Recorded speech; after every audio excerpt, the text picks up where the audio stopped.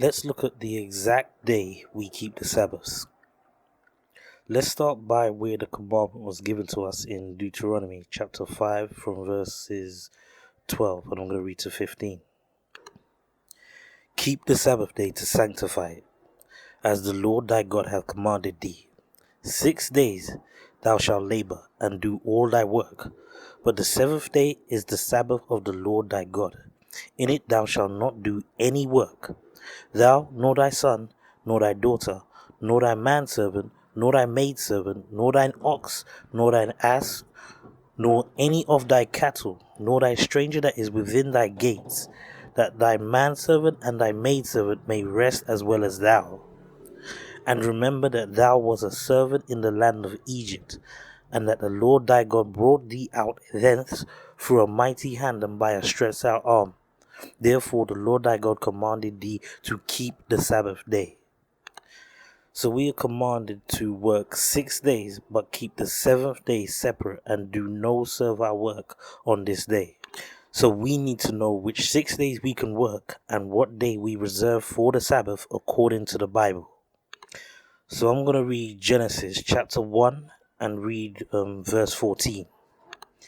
And God said, Let there be lights in the firmament of the heaven to divide the day from the night, and let them be for signs and for seasons and for days and years. So we are going to establish our days by the signs given to us in the sky. I'll read verse 16 next. And God made 2 great lights, the greater light to rule the day, and the lesser light to rule the night. He made the stars also. So we have the sun during the day and the moon at night. And we are going to establish our months of the year using the phases of the moon. This will also allow us to calculate the weeks. I'll read the book of Psalms, chapter 81, verses 3 and 4. Blow up the trumpet in the new moon, in the time appointed on our solemn feast day. For this was a statute for Israel and the law of the God of Jacob.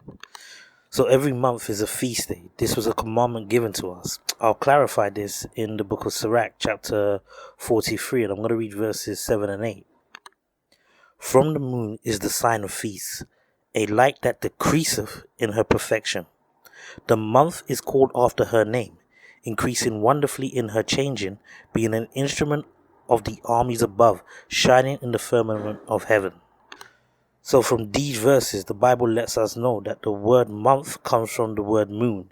It also lets us know that the monthly cycle begins and ends when it is dark, as it mentions that its light would decrease as it reached perfection or completion. Now that we've established our months of the year, we can now divide our months into 4 weeks. We'll start this off by establishing that the new moon, which as we just went through is the dark moon, is the first Sabbath of the month. We'll read Ezekiel chapter 46 and from verse 1. Thus saith the Lord God, the gate of the inner court that looketh toward the east shall be shut the 6 working days, but on the Sabbath it shall be opened, and in the day of the new moon it shall be opened. So here we see the temple gate has to be shut for 6 consecutive days, showing that the new moon and the Sabbath days would have to be on the same 7-day cycle for this gate to remain shut for at least 6 consecutive days in a row. This could not be done if the new moon fell on one of the 6 days that this gate must be shut. Let me clarify with another verse in the book of Amos chapter 8, and I'm going to read verses 4 and 5. Hear this, O ye that swallow up the needy, even to make the poor of the land to fail, saying, when will the new moon be gone, that we may sell corn, and the Sabbath, that we may set forth wheat, making the ephah small, and the shekel great, and falsifying the balances by deceit. The vendors here were asking, when will the new moon and the Sabbath be gone so that they can sell again? We are not permitted to buy and sell on the Sabbath. There is no law expressly saying that we cannot do so on a new moon, but of course they understood that the new moon was a Sabbath, therefore they could not sell corn. The distinction is made between the new moon and the Sabbath because while every new moon is a Sabbath, not every Sabbath is a new moon or month. We can clarify this in the book of 1 Samuel chapter 20. And I'm going to read verses 24 to 27. So David hid himself in the field, and when the new moon was come, the king sat him down to eat meat. And the king sat upon his seat, as at other times, even upon a seat by the wall. And Jonathan arose, and Abner sat by Saul's side, and David's place was empty. Nevertheless, Saul spake not anything that day, for he thought something had befallen him. He is not clean, surely he is not clean. And it came to pass on the morrow, which is the next day, which was the second day of the month, that David's place was empty. And Saul said unto Jonathan his son, Wherefore cometh not the son of Jesse to meet, neither yesterday nor today?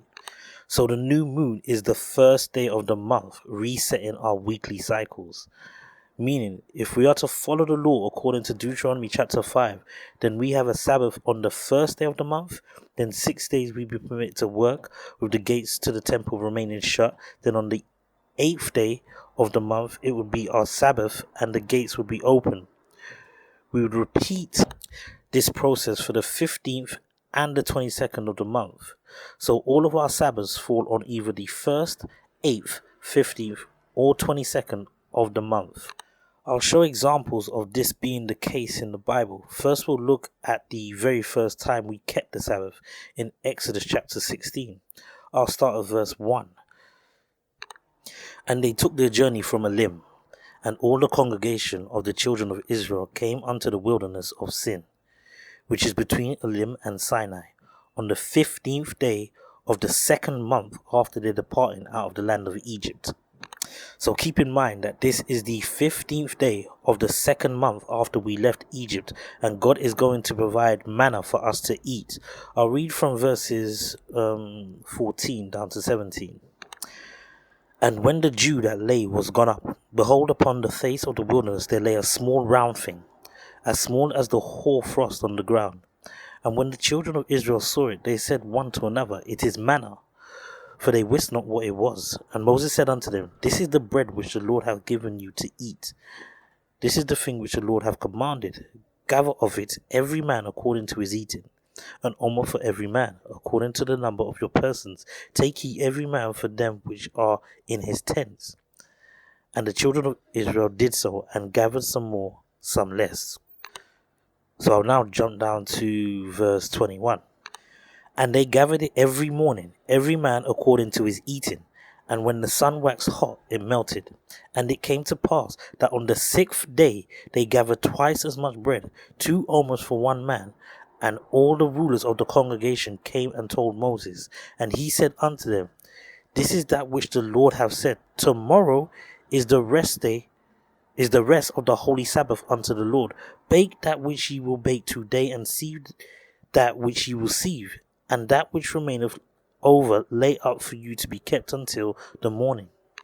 So they gathered manna for 6 days from the 15th day of the second month, and were told that the 7th day would be a Sabbath, which would have been on the 22nd day of the second month after we left Egypt. And as I said before, all Sabbaths fall on either the 1st, 8th, 15th, or 22nd of the month. There is only one exception to this rule. In the 7th month, we have a high holy day, which falls on the 10th day of the month, the Day of Atonement. Because it was on the 10th, the Sabbath that would have been on the 8th day that month is switched to the 9th. We can read this in Leviticus chapter 23 from verse 27. Also on the 10th day of this 7th month, there shall be a day of atonement. It shall be an holy conviction unto you, and ye shall afflict your souls, and offer an offering made by fire unto the Lord. And ye shall do no work in that same day, for it is a day of atonement, to make an atonement for you before the Lord your God. For whatsoever soul it be that shall not be afflicted in that same day, he shall be cut off from among his people. And whatsoever soul it be that doeth any work in that same day, the same soul will I destroy from among his people. Ye shall do no manner of work.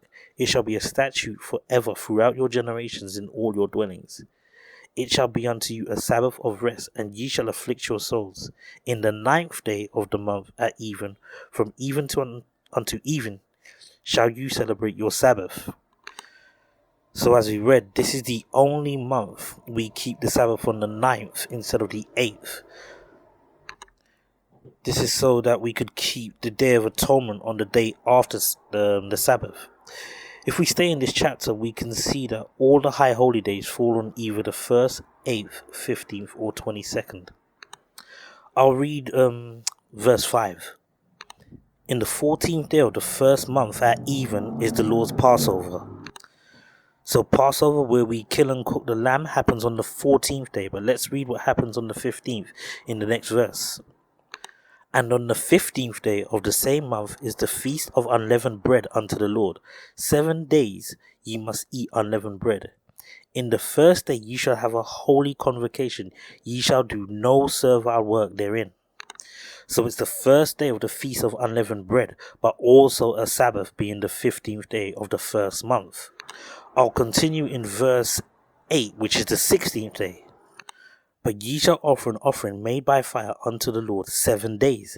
In the 7th day is an holy convocation. Ye shall do no servile work therein. So 7 days later, on the 22nd, you must also keep the Sabbath. So I'll just end by explaining why there is no Sabbath on the 29th day of the month, by using Ezekiel chapter 46, verse 1 again.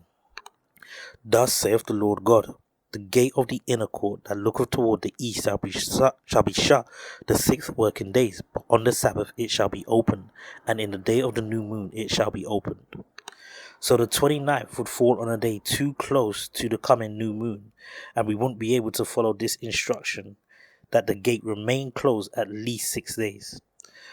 I hope this lesson has demonstrated on what day we keep the Sabbaths and how to establish our calendar year through the cycles of the moon and the setting of the sun, giving us days, weeks and months which we wouldn't be able to do using a Gregorian calendar.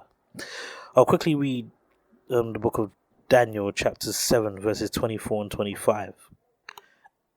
And the 10 horns out of this kingdom are 10 kings that shall arise, and another shall rise after them, and he shall be diverse from the first, and he shall subdue 3 kings. And he shall speak great words against the Most High, and shall wear out the saints of the Most High, and think to change times and laws, and they shall be given into his hand until the time and times and the dividing of time. So this Edomite kingdom would attempt to corrupt the way we tell time and our laws, but thankfully everything was preserved in the Bible. All praises to the Most High.